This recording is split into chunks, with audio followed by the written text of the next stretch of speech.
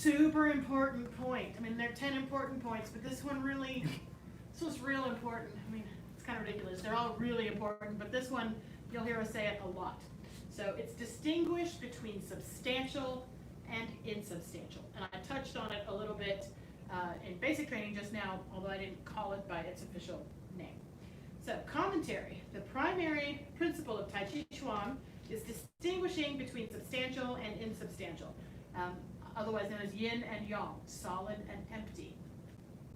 If the whole body is resting on the right foot, then the right foot should be substantial and the left foot insubstantial. Smart aleck. If the whole body is resting on the left foot, then the left foot should be substantial and the right foot is insubstantial. If you are able to distinguish between substantial and insubstantial, then turning and moving will be light and swift. You do not need strength. If you are not able to distinguish between insubstantial and substantial, then the footwork will be heavy and clumsy. You cannot even stand firmly, and you will very easily be pulled and moved. It's kind of a snarky way of saying you'll be double weighted, is what we call it. So, yes, you know, if you're doing that, then you've got problems. He says that a couple times in here. But the nuts and bolts of this are, you heard me talk about in single whip. If I haven't shifted to the left to get my weight here, I'm not able to turn these right toes in extremely. You can't do that if I've got weight in this leg. Same thing, insubstantial, substantial. I'm substantial on this right leg so that I can lift up and relax and release this left heel. That is distinguishing between substantial and insubstantial. In layman's terms, know where your weight is. Know what foot your weight is on. And it's not a zero sum because you're constantly shifting. I always like to use like sandbags, you know, shifting from one to the other, or a slinky. Like know where your slinky is. That's definitely not Yang Cheng Fu. That's Head Instructor Durkin. But it's a continuum. And by learning to understand where your weight is will help you get through your Tai Chi moves, whatever move it is. So what he was trying to say is like, you feel stuck, basically. So if I'm in double dragon's foot placement, but I'm equally rooted, like I'm not, you know, it looks like I'm doing it correctly. It looks like my feet are in the right place, but I've got 50% weight here and 50% weight here. I am stuck. There is, I really, if I tried to go to ward off anything, I can't because I'm what we call double weighted. So even though it looks correct, it's not correct. I shift a little bit more of my weight. So I've got 60% here. Then I can sink down, step in. I can release this foot. Or if I need to do the other one, I can put my weight in my right and I can release this left foot. So if you ever find yourself stuck, chances are your weight is either in the wrong foot or you've got it, you're double weighted, like 50-50. And what he's trying to say there is you're not light and swift. You don't have any agility or ability to move here. And so from there, it's easy to be uprooted. It's easy to be thrown off balance, either from yourself, an opposing force, or hopefully not, but another human being. Or, you know, animal runs into you. Tai Chi helps you to be able to quickly and with being nimble with where you choose to put the weight in your feet. So you hear us say, you know, Tai Chi is great for fall prevention. It's not magic. It's because of stuff like this that you choose where to put your weight before you commit to it. So that's another way of looking at substantial and insubstantial. It's a lot of talking. So hopefully get your legs a rest for basic training. But let's do the first section of the form, whole thing. Just don't think about anything else but where your weight is, substantial and insubstantial. Learn to differentiate between the two. Alrighty? Any questions before we get started? I think it makes perfect sense. I'll let you know if anything pops up. Awesome. Okay. He said no questions yet. First section, who cares where your feet go? Who cares where your hands go? Don't stress about it. Think about where your weight is. So what foot is substantial, what foot is insubstantial, and how you get from one to the other. All right?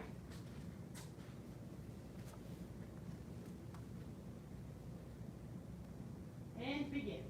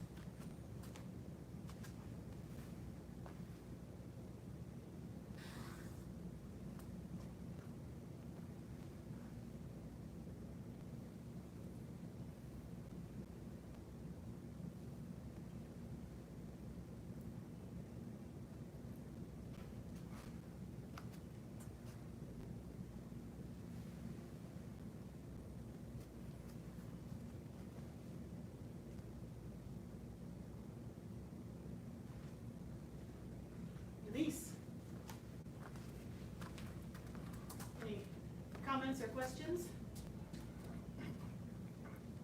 It always feels a little bit different at the beginning of this part of the exercise, because earlier I just go through and I'm trying to still like learn the form and making sure my feet are here, and it's like I'm focused on 10 or 11 different things. And then the hands are kind of small and probably not correct, and even the feet probably aren't, but then I stay very focused just on the one aspect, whatever it is that we're focusing on. But I feel like I benefit really severely in that one area, and everything else just kind of fades away. Good. So are you worried about the other stuff fading away? No, because I feel like it's just part of the exercise. Excellent. It doesn't go away later. Like when I get home and I practice, today or tomorrow, it's not, I'll still remember it, but just it's like a temporary. Yep. Good. It's gone for Right the exercise. So in case, the mic is a little funny, so I'm going to repeat what he said, that it's always different at the beginning of class, going through in the instructional way, thinking about where the hands, the feet go, where you're looking, what you're doing, and versus something like this where you're just running it, thinking about one thing only, and that, his hand movements became smaller and his feet might not have been correct, but he just kind of let it go and rode with it because he's focusing on this. And then I just wanted to make sure that he wasn't concerned that, well, I messed up by not thinking about those other 15 things. And he said, no, they'll be there when I practice at home. But it's always good to balance a little bit of analytical training with a little bit of feeling training. Because ultimately we're going towards feeling. We're going towards, we don't have to tell our foot, it goes shoulder width in this material, it's going to go there because it feels correct. So you kind of have to play with getting out of your head and just going with it so that you don't kind of bind yourself up with headspace as you get more experience with Tai Chi. All right, with that, let's do it one more time. First section, same thing, substantial and insubstantial. Think about where your weight is. Think about all the places that you might not think that's happening. So I'm just going to say, we might run over a minute or two, but it even happens in commencement and step left. So I'm equally weighted, but in order to step left, I have to go more substantial on the right so that I can step with the left, and then I'm shifting substantial to the left, and then I'm centering out. Then I'm going a little more to the left so that I can turn for ward off right. So it happens even at the beginning, and it happens also with crossed hands. I go substantial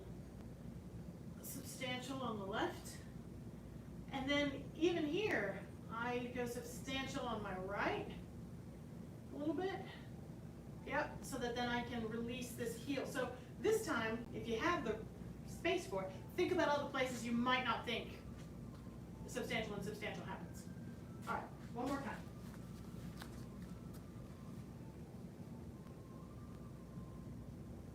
And begin.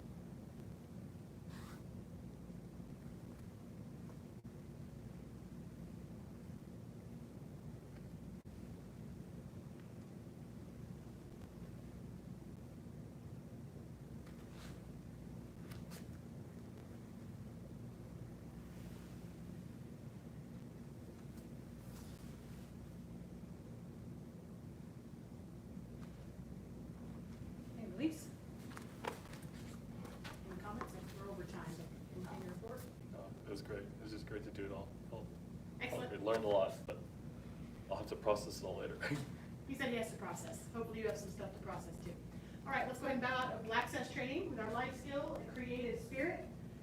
Path of self-mastery requires a creative spirit.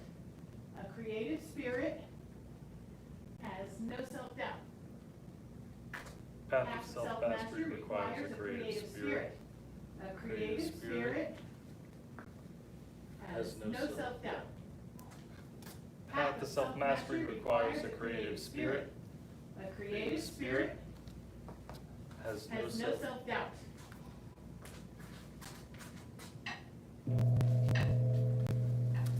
About a head instructor. Now to beginner, intermediate, advanced Black Sash level students.